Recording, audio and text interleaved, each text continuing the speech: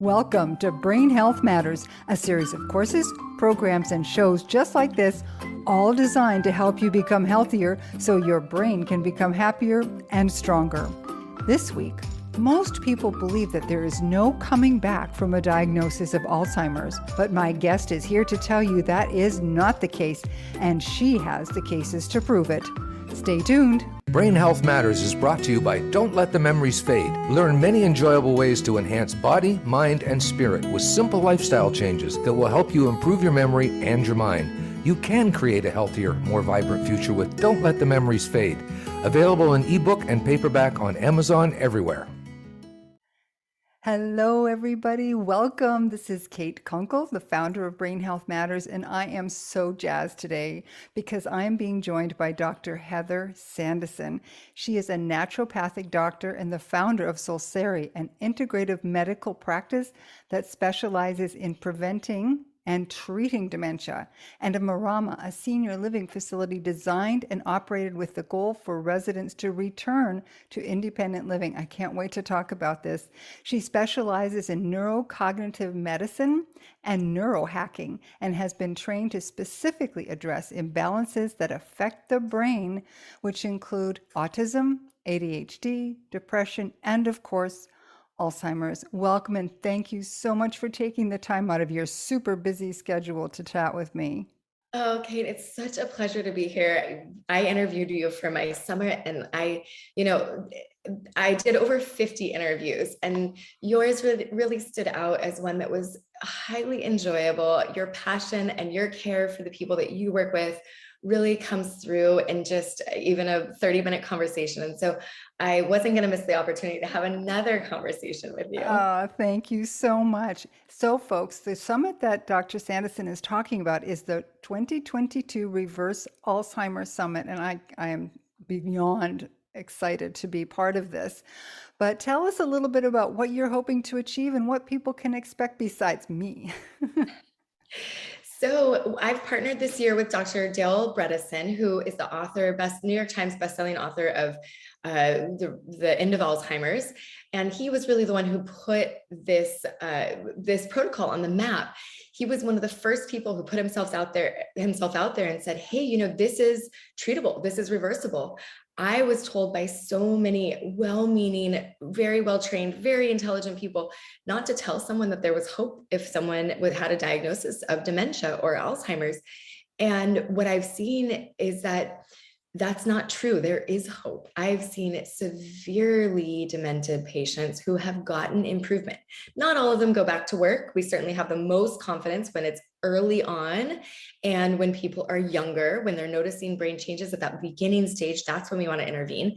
But my goal of the Reverse Alzheimer's Summit is to change the narrative, is that anyone being told by a neurologist that there's nothing they can do for dementia, I want them to know that that's absolutely factually inaccurate. There is so much that they can do for dementia. I'm also partnering with Dr. David Perlmutter. I don't want to leave him out. He's been a phenomenal support. He is the author of Grain Brain, Brain Maker, Brainwashed, all of the brain books. And so both Dr. Perlmutter and Dr. Bredesen have been very supportive of me and my work. And I am joining them in this crusade, essentially, to change the narrative, to change what people understand about dementia and Alzheimer's and show people what's possible.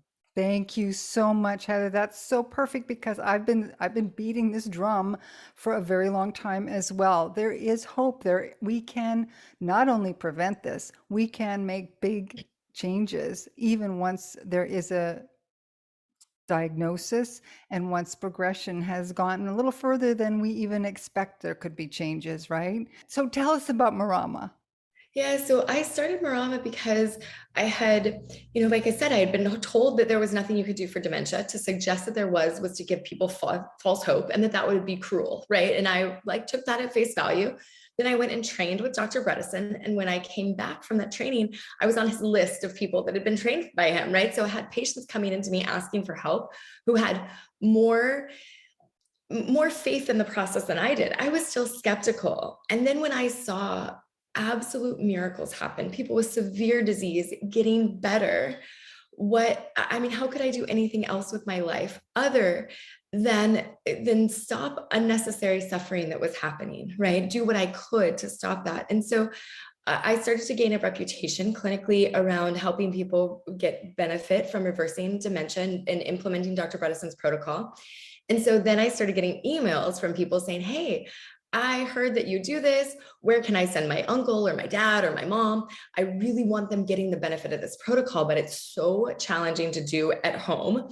I can certainly relate to a lot of the women I speak to. They're in this sandwich generation of raising their own kids. They work full time, they're managing their households, and then they've got a parent or a loved one who's elderly who they want, they're well educated and they want that loved one to get the best care possible, but they're like, where do I start? I can't do all the grocery shopping and convince them to eat differently and get them exercising. So is there a place I can send them where there's like right, this isn't rocket science. You take elderly people where they live, there's senior living facilities, and you put the best in what we know about brain health and how to support it, from lifestyle to engagement, all of these things, put them together, right? Put them in the same spot.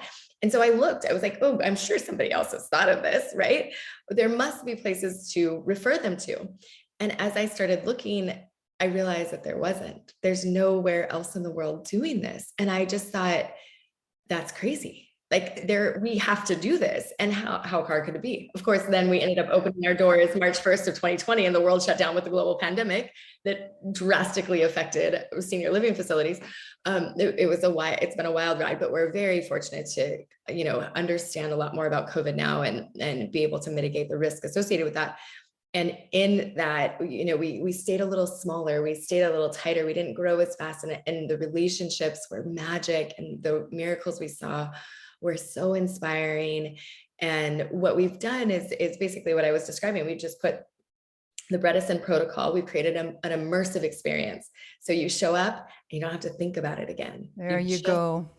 That's what it takes, because, I coach people to improve their brain health, to avoid problems.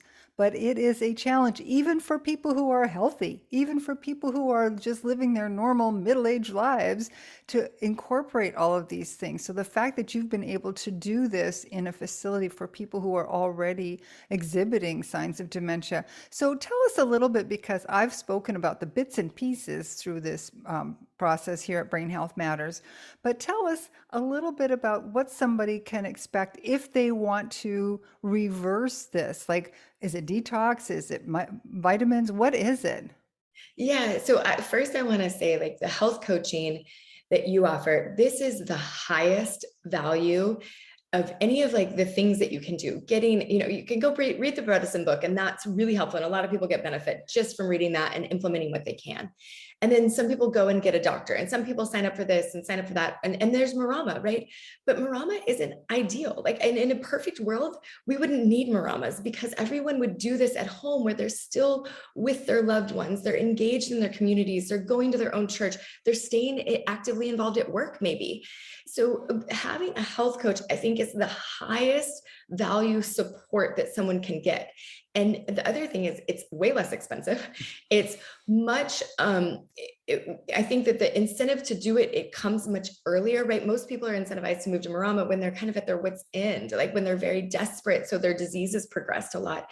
And if you can get that health coaching in your 40s and 50s and start implementing, and maybe you don't do all of it right at once, but you just start shifting the trajectory, and every month you add a little bit more of this comprehensive protocol, then that's when you really shift, like, where your endpoint is at 105, right? Like, where you end up, where your health is in the last decades of your life. Now, you have a great question, like, what does this look like? What we see is my confidence that this protocol will work goes up when you start early. So when the severity of the changes in the brain are less. And we know that when symptoms show up, there are changes that happen in the brain that have been going on for decades, sometimes 20, 30 years. And so there's the ideal time to intervene is prevention, before you have symptoms. But let's say you have symptoms, the sooner the better. The other thing that we see be really helpful is that people are very comprehensive about how they implement. So if you just do bits and pieces, like if you don't do the diet, but you say you start walking instead of just sitting on the couch, is that going to be beneficial for your health? Yes. But are you going to get reversal of dementia? Maybe, but probably not. My confidence goes down. So the more comprehensive we can be, the earlier on in the disease process, and then the younger you are, the more benefit we tend to see. Now, it doesn't matter your genetics. So we see great results with people with ApoE44 status, so the highest genetic risk. But if they're in their 40s and 50s and already noticing a little bit of subjective cognitive impairment, or even some measurable cognitive impairment, they get comprehensive about how they apply the approach. They get reversal of disease.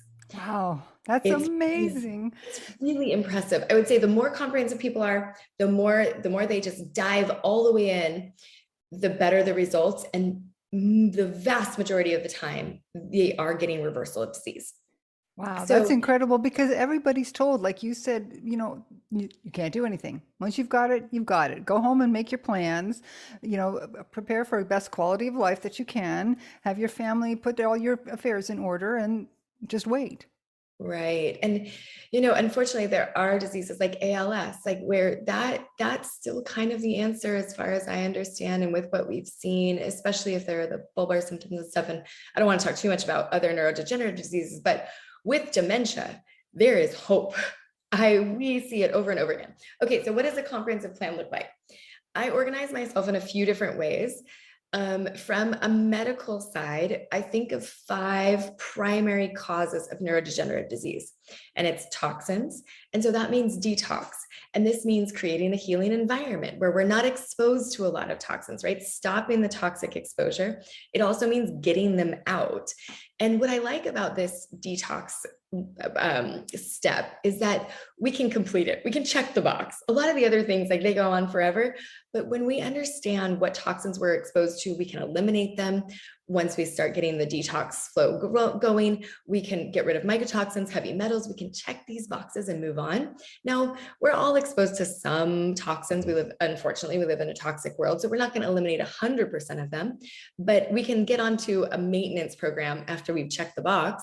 We can get onto a maintenance program that's very simple and feasible to do.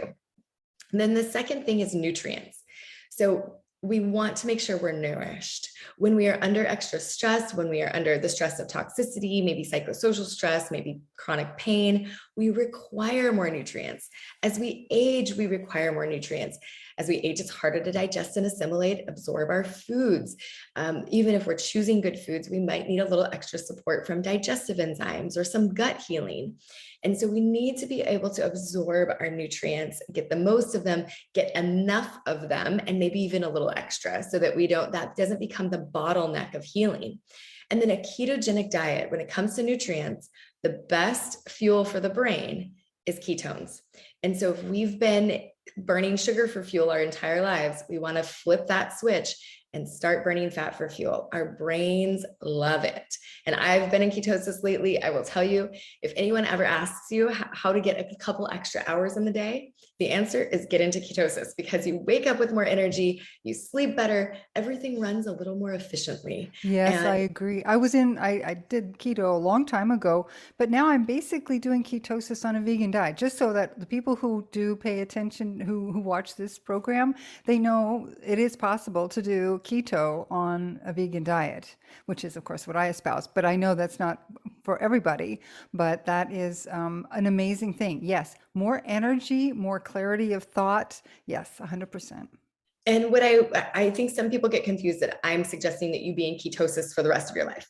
Not at all. What we want to do is have that metabolic flexibility, that ability to adapt back and forth, burning fat for fuel and then burning carbohydrates for fuel, or sugar. And when I say sugar, I don't mean like a candy bar. I mean your carbohydrates, like your breads, your pastas, even your fruit, your seasonal fruit that's going to raise your blood sugar.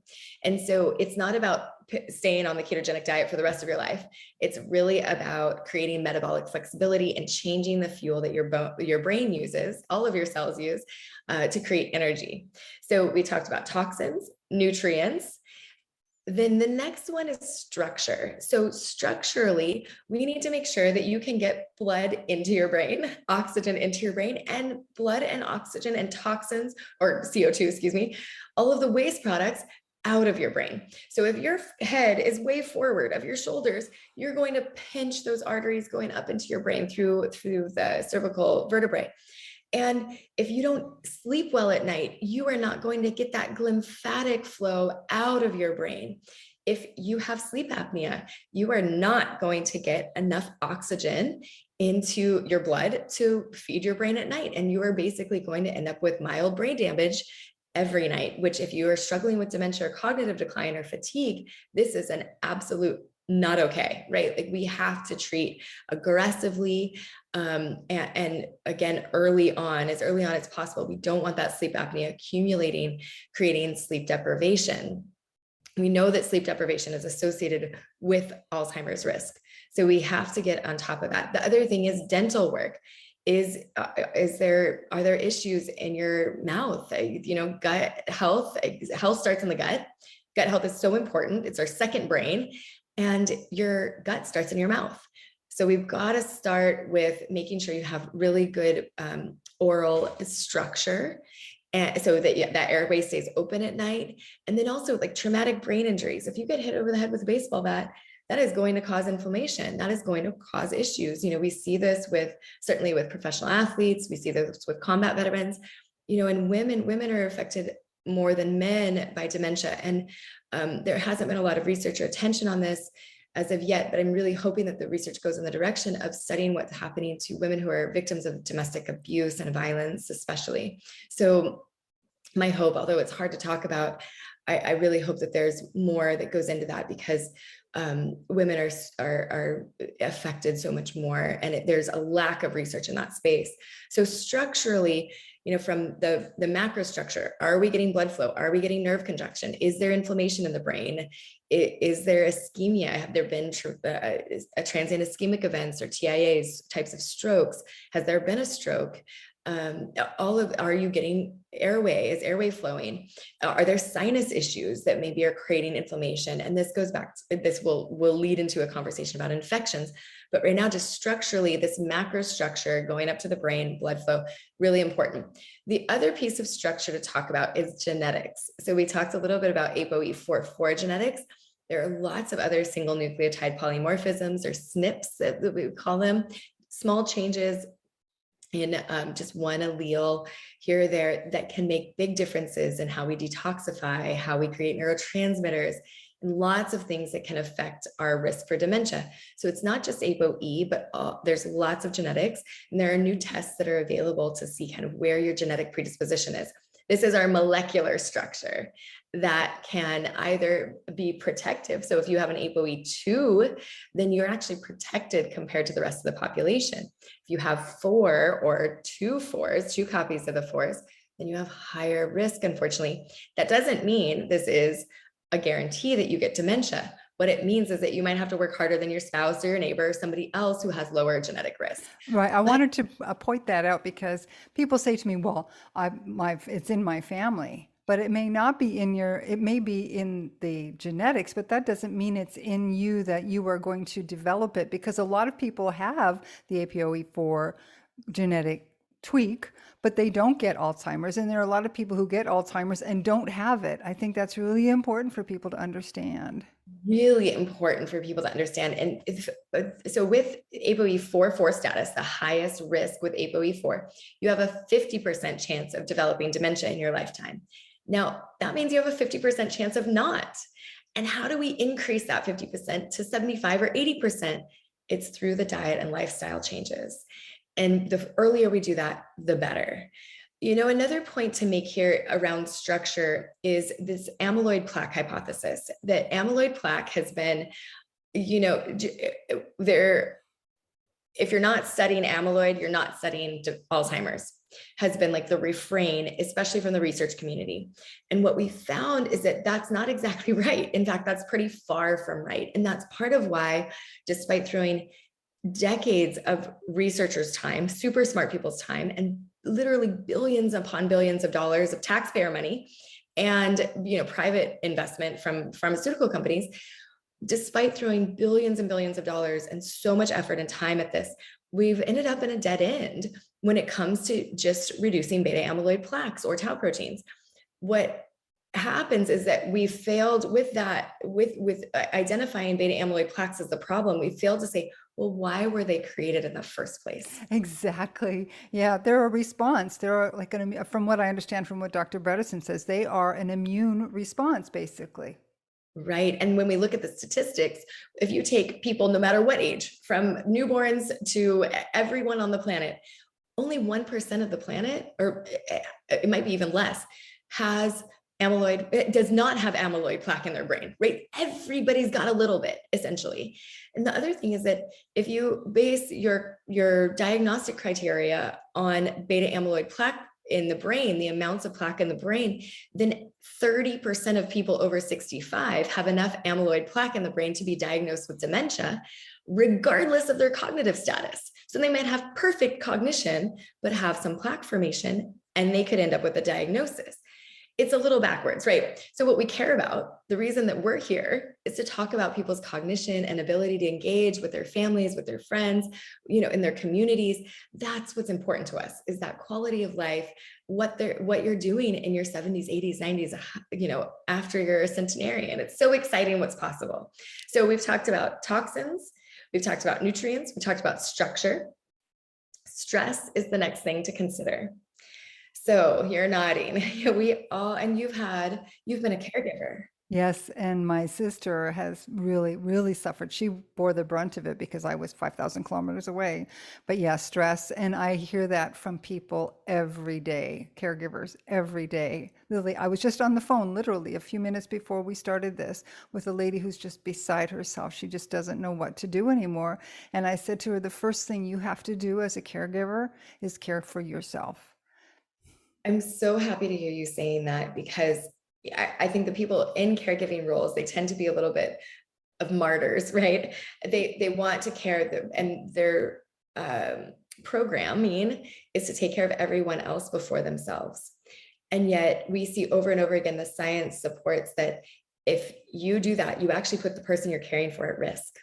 You are not as good at your job. And so it's not selfish, it's actually selfless to schedule that massage, to take a day for yourself, hire someone else, get your siblings more involved, find the financial resources, or reach out to, the senior center or whatever resources are available to you, and get that support so that you get a break. And also follow the protocols that you're just talking about. Exercise, feed yourself well, because they don't. So many caregivers do not look after their own diet. They're looking after their loved ones, but they're not looking after their diet. They're not getting out and exercising. They're not going out and meeting with other people that they can have a regular conversation with and have some fun, because those are important parts of being a person, and especially as a caregiver. They're critical, foundational parts of being a healthy, balanced human. And sleep, often people who are caregiving, if especially the person they're caring for has sleep disturbances or sleep changes, they sacrifice their sleep.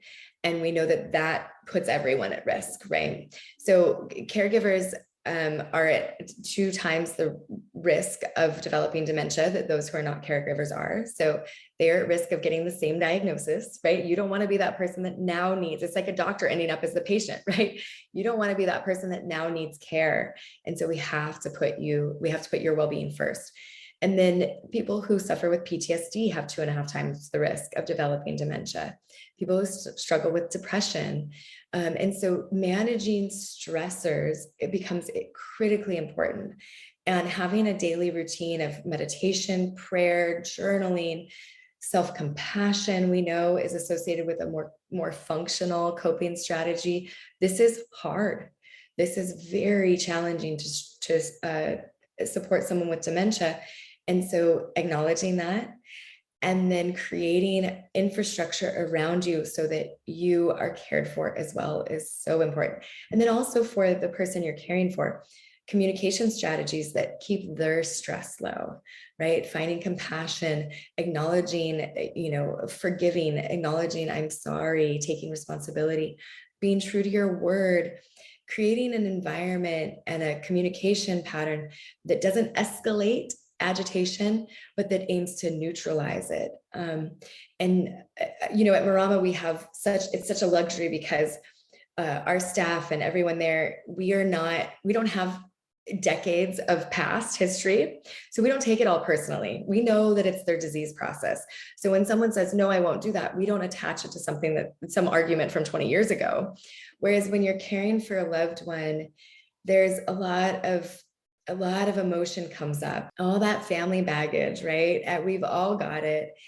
And so finding ways, again, to create coping strategies, whether it's through I really love the Gupta program, working with a coach, self-compassion practices, you're doing your own personal work, whether that's with a therapist, whatever that means for you, to help you manage those stressors. There's also huge financial stressors, physical stressors, other relationships that can be, strained, of course. And sometimes, just having a home can create security for people. And when we're going through these life transitions, dementia maybe is worsening, sometimes it's appropriate for someone to move, and just that move can be so stressful. Oh my goodness, my mom had the worst time when we moved her. Oh yeah, yeah. She wandered and I want to go home. I want to go home. It was just heartbreaking. It's so challenging. And sometimes it feels impossible to balance the interests, right? Like she needs to be safe. And so maybe home isn't safe. Maybe there's too many stairs. Maybe there's not a way to allow her to be outside without the risk of a flight risk. There are so many things that come up. And so, with stress, I do just want to mention like hormones, right? So hormones become part of this. If you are hormone deplete, that becomes a stressor. If you don't have enough cortisol, because you've been under so much stress that you're burnt out, that becomes another stressor on the body. So we need balanced signaling. And that signaling, progesterone is a GABA agonist. So that reduces our experience of stress, because GABA is a relaxing neurotransmitter. It's that 5 o'clock Friday feeling, right? This is happy hour. This is like, okay, nothing's as big of a deal feeling. I can get to sleep. I can let go. So hormonal replacement, I kind of put that in the stress category. It's also kind of like a nutrient, but that hormonal replacement as we age can be very, very helpful in healing and send those signals to the brain to create new memories, create new neurons. This is right when we have the highest hormones in our life, like in our early 20s, late teens. This is when it's so easy to do skill building, so easy to learn. This is why we're in school in those years.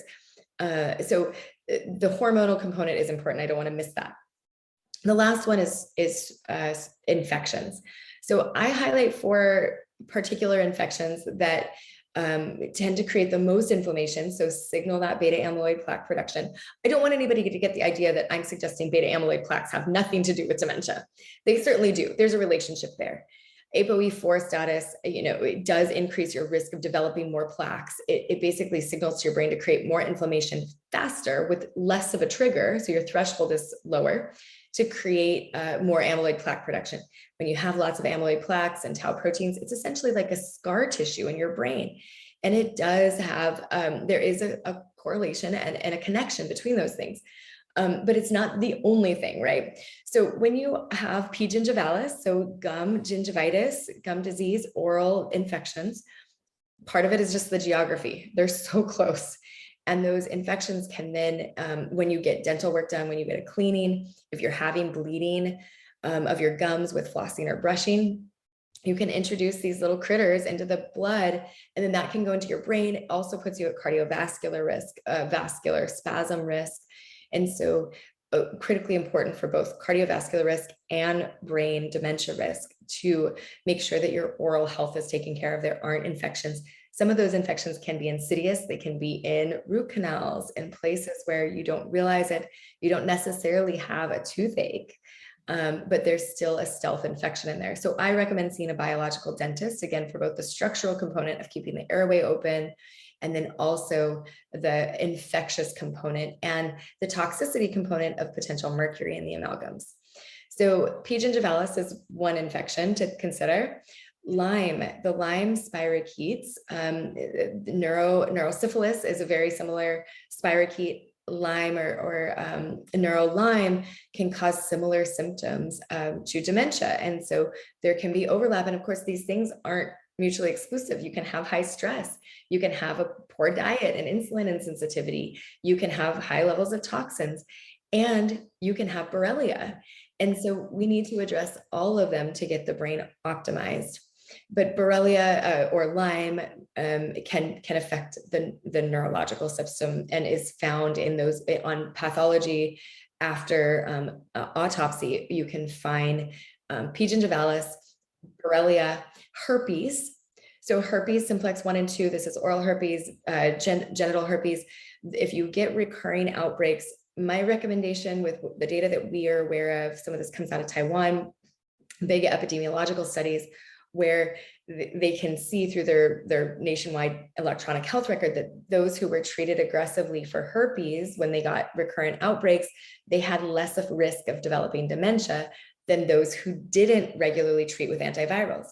As you mentioned, I'm a naturopathic doctor. I'm not a big drug pusher, but when I have a patient who's at risk for dementia, whether genetically and looking to prevent, or they're starting to notice symptoms, if they get recurrent herpes outbreaks, I am treating aggressively with antivirals. And we can use herbal antivirals. We can use things like a little lithium, melissa, St. John's wort. We can use, of course, lysine, the amino acid. You can use some dietary strategies. So there are things we can do from a natural perspective, but I'm pulling out all the stops if somebody has risk for dementia and gets regular herpes outbreaks. That's good to know, because a lot of people do, and you notice it when they're under stress. Yes, of course, right? Some people, it's the stress of going to the dentist. Other people, it's like getting a cold or flu, and afterwards they always get a cold sore. Or for some people, it's going through divorce or a move, or it's something bigger psychosocially.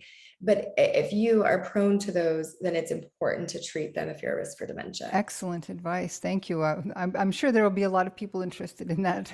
And I want to point out that, like, so if we say that herpes is very, very, very common. So if we say that there's basically 4 types of people. So if you take the entire world population, 100% of people on the planet, like 5 to 10% will never be exposed to herpes. Maybe they're nuns, they've never shared a soda can or a water bottle with anybody, and they're never exposed to herpes. The vast majority of us have been exposed to herpes and will show up positive on testing. So testing for herpes is sorely inadequate, right? So about 30%, so if you say there's 90% of people left over, 30% of those people will never have an outbreak, but they will test positive on serology. So they don't have herpes. Like we don't have to, they've been exposed, but they don't have an issue with herpes. There's another 30% of people that will be exposed and have 1 outbreak ever, just once, and they won't get those recurrent outbreaks. Who I'm talking about is that unlucky 30% of people where this is their Achilles heel. They get herpes every time they travel, every time there's some small stressor, or maybe a big stressor, but they're in that category of recurrent herpetic outbreaks. And that's who I'm talking to, though. That's who we want to treat. We want to be treating this aggressively. Do not get on a bunch of Valtrex just because your serology is positive, right? They're not the same thing. And then the last infection we've all heard enough about is COVID. And many of you maybe who are listening can relate to this. If you've had COVID and then notice that you have brain fog after, you don't have the cognitive capacity that you did before. And the reason I put infections last is because many of these are opportunistic, that if you get rid of the toxins, if you get your nourishment, if you exercise regularly, your structure is good, you're sleeping, those foundations are taken care of, you're managing your stressors, well, then your immune system works a lot better. You're not a great host for all of these awful pathogens. And so with COVID, it's this phenomenal example of that, right? That when you have a host who is not very welcoming to the COVID guest, then people have no symptoms at all, or it's very, very mild, like a minor flu. Whereas if you have someone who has glycotoxicity, they're obese, they're under a lot of stress, they're not sleeping well, their immune system is downregulated, not robust, they can, in some awful cases, succumb to the disease and die or have very severe disease. Yeah, and this COVID brain, I do want to address that while I've got you here, because I'm actually treating a young boy here. He's 11, who has had COVID twice, and he has COVID brain in a serious way, like suicide ideation. He's having violent thoughts, and this child is not violent by any stretch of the imagination, and he can't think properly. He even says, "I don't feel like me." So that's an infection that has come to this child and attacked his brain in a major way. So I'm anxious to hear your take on what to do about that. Yeah, for better or worse, and there's things that NAD plus is a nutrient that I've seen be helpful for some cases of long haul COVID, but really, it's the same conversation. It's right. If we have complex chronic diseases, and this is where unfortunately conventional medicine doesn't help much, but the conversation for diabetes is the same. The conversation for heart disease is the same, and there's small things that we want to do a little bit differently. And there's conventional medications that we can consider in different cases. However, generally what we're talking about, it's the same thing. It's getting those health foundations in place, getting the nourishment, getting the toxins out, getting restful sleep. All of these things are so foundational to optimal cell function, which is the foundation of health, right? So when every cell is working better, is more optimized, every organ works better, and then our bodies work better. So even for something like this, it's the same protocol. Just feed properly, get good nutrients, get fresh air, lower stress, all of those things. Yeah, and you and I talked about music and sound for the summit. And what I'm doing with this child is also putting him on the vibroacoustic bed so that he gets to feel very relaxed and those sound waves go through him. Because, yeah, it's just one of the tools that we use. I'm so grateful that you brought that up, because there is this very long list of things that we can employ. And I think it can sometimes, we go from thinking there's nothing we can do for dementia to being overwhelmed by how much there is we can do for dementia. And, the acoustic, the vibrations, the music, we are electrical beings. We are biochemical beings, which is most of what I've been talking about. And yet we can't ignore the fact that we are electrical beings as well, right? Every cell has some polarity. Every atom, every molecule has electrical polarity, and our heart only beats because of electricity, right? And so the electromagnetic frequencies and that potential toxin, music and vibration and that potential healing benefit, all of these things are extremely valuable and worth considering, and we certainly couldn't cover them all in 45 minutes. And we're almost at our 45 minutes. So what I would like to do before we go is once again invite our listeners and viewers to the 2022 Reverse Alzheimer's Summit. I am so excited to be a part of this. Heather does an amazing job interviewing people. I watched it myself last year, all of them. It was so wonderful. And I found a few guests for this show because of last year's, so I'm sure I'll tap into them again next year. And so folks, Heather, how can people get involved? Yeah, so the Reverse Alzheimer's Summit, if you Google my name and Reverse Alzheimer's Summit, it will certainly come up. It's a free event and it goes live on June 14th. So make sure you sign up so that you are notified when those events go live, when the speakers go live. And then if you have further questions, you can find us at Solcere, SOLCERE.com, which is my clinic. And then Marama Experience, MARAMA experience.com. If you're interested in becoming a resident there, you can apply or reach out to Carrie, who's our operations director over there, who does a phenomenal job helping people get the resources they need. We have health coaching offerings, and you do as well. And then we have a Marama at Home course. So if you can't make it to Southern California, there's now a course available to help you implement as much of the Bredesen protocol at home as possible. Oh, that's wonderful. I didn't realize you had an at home. That's perfect. I will make sure all of those links are in, and I'll put a link to the summit as well in the show notes, so everybody will be able to tap in. Dr. Heather Sandison, this has been such a pleasure, and I've learned so much, and I just very much appreciate you.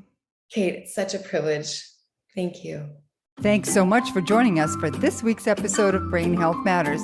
I hope you're feeling as encouraged as I am. We can make a difference. Please join us for our guest next week, Dr. Felice Gersh, who will be helping us understand why it is that women are 3 times as likely as men to develop dementia.